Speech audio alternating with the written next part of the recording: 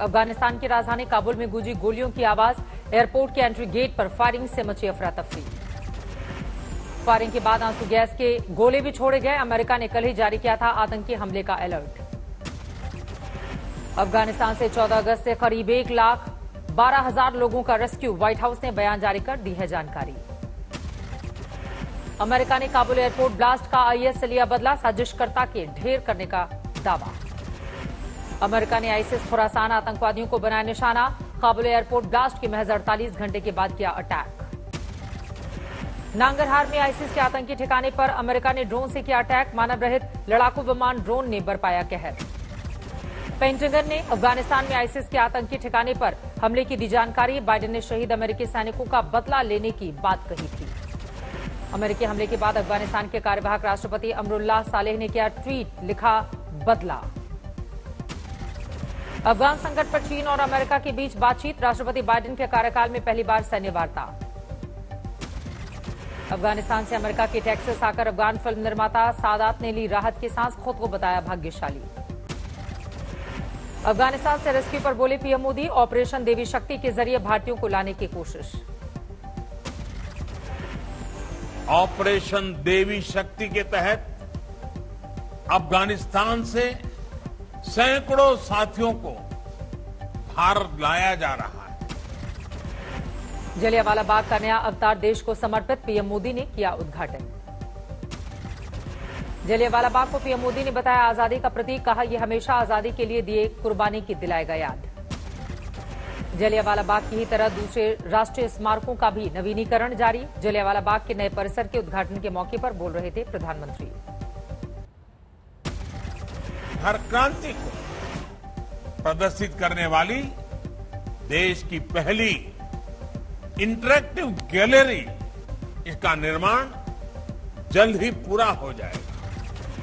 जलियांवाला बाग के नए रूप के उद्घाटन के मौके पर लेजर लाइट शो का आयोजन। नरसंहार के 102 साल पूरे होने के मौके पर कार्यक्रम।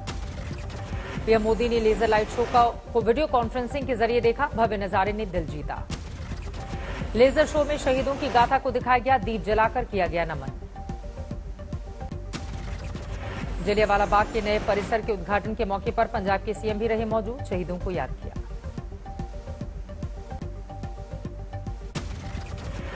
करनाल में किसान प्रदर्शनकारियों पर लाठीचार्ज। सीएम मनोहर लाल के कार्यक्रम का कर रहे थे विरोध। गोहाना में किसानों ने रोड किया जाम। 7 से 8 किलोमीटर तक लगी गाड़ियों की कतार। हरियाणा में किसानों पर लाठीचार्ज से भड़के कांग्रेस। बोली खट्टर सरकार ने दिला दी जनरल डायर की याद। करनाल में लाठीचार्ज पर राहुल गांधी ने बीजेपी सरकार को घेरा। ट्वीट कर लिखा, फिर किसानों का बहाया खून, शर्म से सर झुकाया हिंदुस्तान का। किसान नेता राकेश टिकैत ने मोदी सरकार की तुलना तालिबान से की। कहा सरकारी तालिबानी देश में घुस चुके हैं, इनको देश से भगाना पड़ेगा। कोयला तस्करी मामले में अभिषेक बैनर्जी को ईडी का समन। बंगाल से ईडी के एडीजी को भी प्रवर्तन निदेशालय ने पूछताछ के लिए बुलाया। प्रवर्तन निदेशालय के समन पर ममता के भतीजे ने दी अमित शाह को चुनौती। टीएमसी को रोक कर दिखाएं। अभिषेक बैनर्जी को ईडी के नोटिस पर ममता भड़की। बोली वो हमसे राजनीतिक रूप से नहीं लड़ सकते, इसीलिए एजेंसियों का कर रहे हैं इस्तेमाल। मोदी सरकार पर बंगाल के मंत्री फरहत का निशाना। बोले 2024 में मोदी सरकार जा रही है, इसीलिए हमें किया जा रहा है टारगेट। पश्चिम बंगाल में चुनाव बाद हिंसा मामले में 2 गिरफ्तार। सीबीआई ने 10 और के खिलाफ दर्ज किया एफआईआर। अब तक 21 पर एफआईआर। छत्तीसगढ़ के दौरे पर अगले हफ्ते राहुल गांधी आदिवासी किसान महिलाओं के लिए काम का लेंगे जायजा। पंजाब में कांग्रेस की अंदरूनी कलह जारी। पंजाब कांग्रेस के प्रभारी हरीश रावत ने राहुल गांधी से की मुलाकात। पंजाब में अंदरूनी कलह पर बोले हरीश रावत, गलतफहमी में है विरोधी, चुनाव में मिलकर मैदान में उतरेंगे हमारे साथी।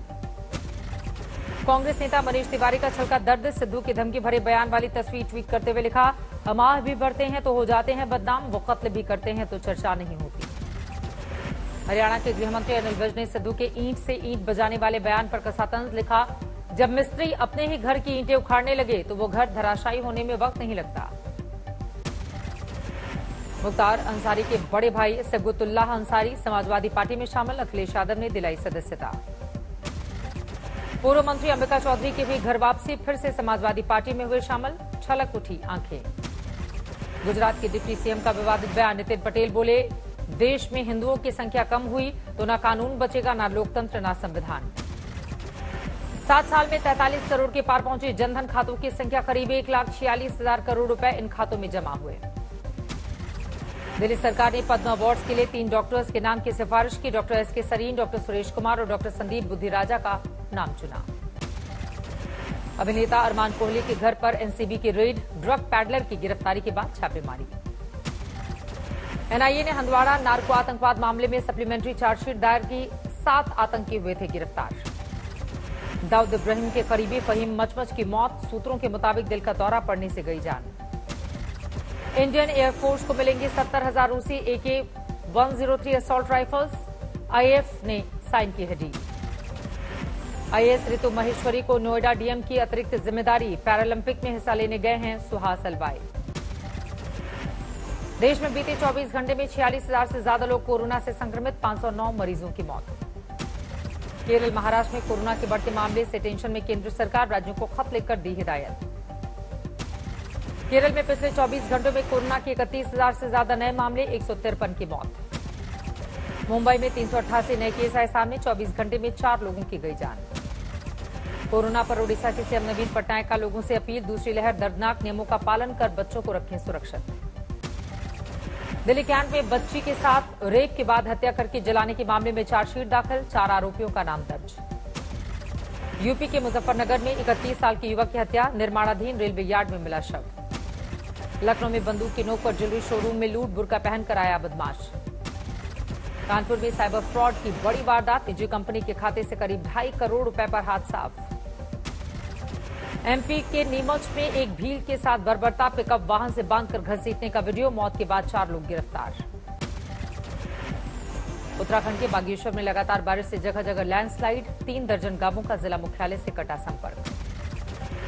उत्तराखंड में लगातार बारिश से बद्रीनाथ गंगोत्री हाईवे समेत 166 सड़कें बंद। ऋषिकेश बद्रीनाथ हाईवे पर लैंडस्लाइड का बढ़ा खतरा। बाराबंकी में सरयू नदी का कहर जारी। 2 दर्जन गांवों की 10,000 आबादी बाढ़ से प्रभावित। असम के धीमाजी में बाढ़ से बिगड़े हालात। सियांग नदी में डूबे कई इलाके। अरुणाचल के वेस्ट सियांग जिले में 2 हफ्ते से जारी बारिश से बड़ी तबाही। कई घरों को पहुंचा नुकसान। टीम इंडिया की साल की सबसे बड़ी हार। तीसरे टेस्ट में इंग्लैंड ने पारी और 76 रन से हराया। हेडिंग्ले में खेले गए मैच के चौथे दिन दूसरी पारी में 278 पर सिमटी टीम इंडिया। सीरीज 1-1 से बराबरी पर। भारत की ओर से चेतेश्वर पुजारा ने सबसे ज्यादा 91 रन बनाए। 63 रन बनाने में टीम इंडिया ने 8 विकेट गंवा दिए। इंग्लैंड के लिए दूसरी पारी में रॉबिन्सन ने किया कमाल। 5 विकेट चटकाए। सीरीज का चौथा टेस्ट मैच लंदन के कैनिंगटन ओवल मैदान पर 2 सितंबर से खेला जाएगा।